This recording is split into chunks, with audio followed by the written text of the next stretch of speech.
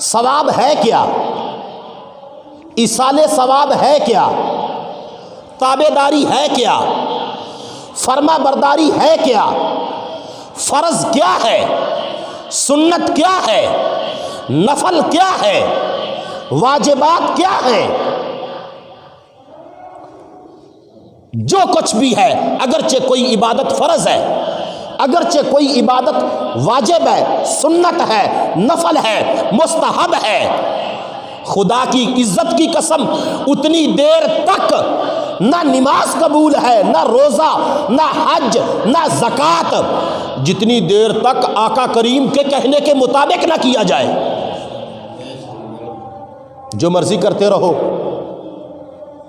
اللہ کا قرآن کہتا ہے وَمَا آتَاكُمُ الرَّسُولُ فَخُذُوهُ، جو نبی دے وہ لے لو، اور جس چیز سے میرا نبی منع کرے تو تم نے پھر اپنا ہاتھ روک لینا ہے، تم نے رک جانا ہے۔ وہ تمہارا رک جانا حضور کی فرما برداری ہوگی، جو حضور کی فرما برداری ہوگی وہ رب ذوالجلال کی فرما برداری ہوگی، اور جو حضور کا فرمان ہوگا وہ کوئی عام فرمان نہیں، وہی تو حقیقت میں قرآن ہوگا۔ ان ہوا الا وحی یوحا، اتنی دیر تک میرا نبی گفتگو نہیں کرتا جتنی دیر تک میں رب کی مرضی نہیں ہوتی۔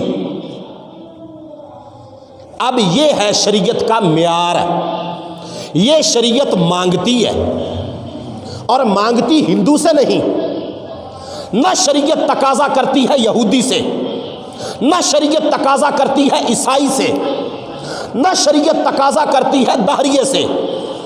شریعت صرف ان سے تقاضا کرتی ہے جو کہتے ہیں غلامی رسول میں موت بھی قبول ہے، جو کہتے ہیں لا الہ الا اللہ محمد الرسول اللہ۔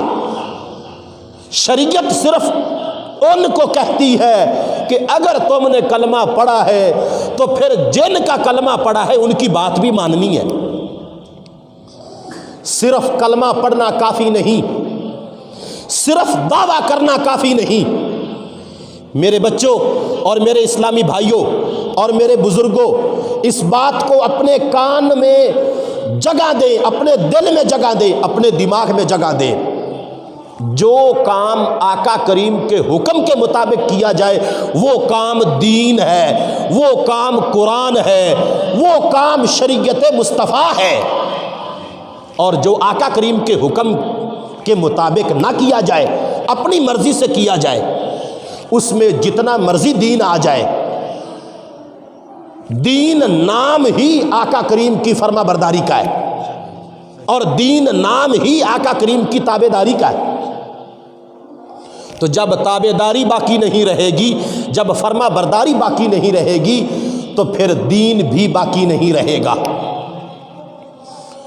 صرف یہاں تک اللہ تعالیٰ قرآن مجید میں ارشاد فرماتا ہے واتقوا اللہ، آگے اللہ تعالیٰ نے یہ کہا کہ اللہ سے ڈر جاؤ۔ یعنی مطلب کیا نکلا؟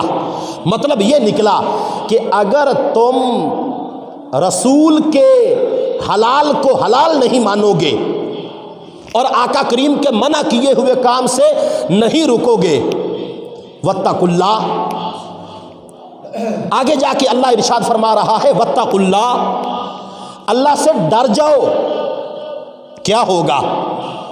ڈر گئے پھر تو کامیاب ہو گئے۔ وَلِمَنْ خَافَ مَقَامَ رَبِّهِ جَنَّتَانِ، جو اللہ کے سامنے کھڑا ہونے سے ڈر گیا، اللہ اس کو ایک جنت نہیں 2 جنتیں عطا فرمائے گا۔ یہ ڈر کا فائدہ ہے۔ جو ڈر گیا واتقوا اللہ، اللہ کہتا ہے ڈر جاؤ، کانپ جاؤ، لرس جاؤ، سمجھ جاؤ۔ اور اگر نہیں سمجھو گے پھر اللہ تعالیٰ ارشاد فرماتا ہے ان اللہ شدید العقاب، اللہ کا عذاب بڑا سخت ہے۔ اب کس کی جرت ہے کہ کوئی رب کے سامنے دم مار سکے؟ جتنا مرضی بڑا نمازی ہو، جتنا مرضی بڑا حاجی ہو، جتنا مرضی بڑا غوث کتب ولی ابدال ہو، نبی کیوں نہ ہو، رسول کیوں نہ ہو، حتیٰ کہ امام الانبیاء کی ذات ہی کیوں نہ ہو، اللہ کے سامنے کسی کی جرت نہیں۔ اللہ خالق ہے، اللہ مالک ہے، اللہ قادر مطلق ہے، رب کے سامنے کسی کی کوئی نہیں چل سکتی۔